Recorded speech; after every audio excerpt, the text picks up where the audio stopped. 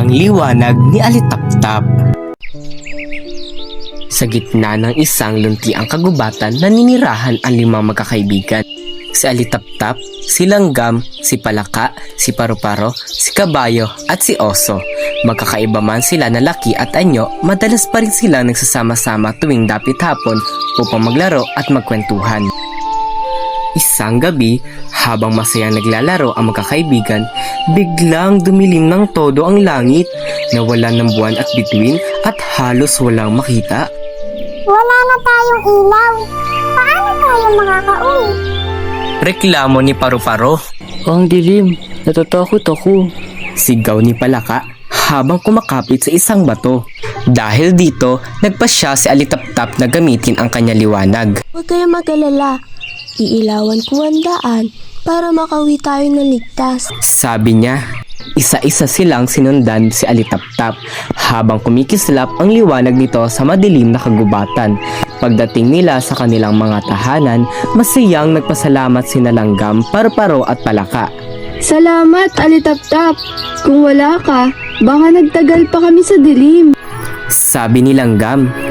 Ngunit si Kabayo at Oso ay hindi nagsalita. Sa halip, sabi ni Oso, Liit naman ang liwanag mo. Halos hindi rin kami nakakakita. Kung ako may ilaw, mas malaki pa sana.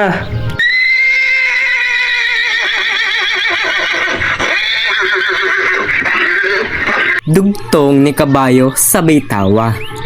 Tahimik lang si Alitaptap, ngunit ramdam niya ang lungkot. Sa gabing iyon, nagpasya siyang hindi muna sumama kina Oso at Kabayo. Kinabukasan, dumating ang isang malakas sa bagyo. Bumagsak ang mga puno at naglaho ang mga bituin. Si Oso at si Kabayo ay nakulong sa gitna ng gubat, madilim, basa at malamig. Bigla nilang naalala si Alitaptap. Kung nandito lang siya, madali sana naming makita ang daan pa uwi. Sabi ni Oso. Sa kabutihang palad, nakita sila ni Alitaptap habang naghahanap ng matutuluyan. Kahit nasaktan siya sa kanilang mga salita, tinulungan pa rin niya silang makauwi. Pagdating nila sa ligtas sa lugar, humingi ng tawad si Kabayo. Patawad, Alitaptap. Mali ako. Maliit man ang iyong liwanag, malaking tulong pala ito sa oras ng kadiliman. Sabi niya. Ngumiti si Alitaptap. Walang anuman, kaibigan. Ang mahalaga ay ligtas tayong lahat. Mula noon, natutong magpasalamat si Oso at Kabayo sa kahit maliit na bagay, liwanag man, tulong o pagkakaibigan.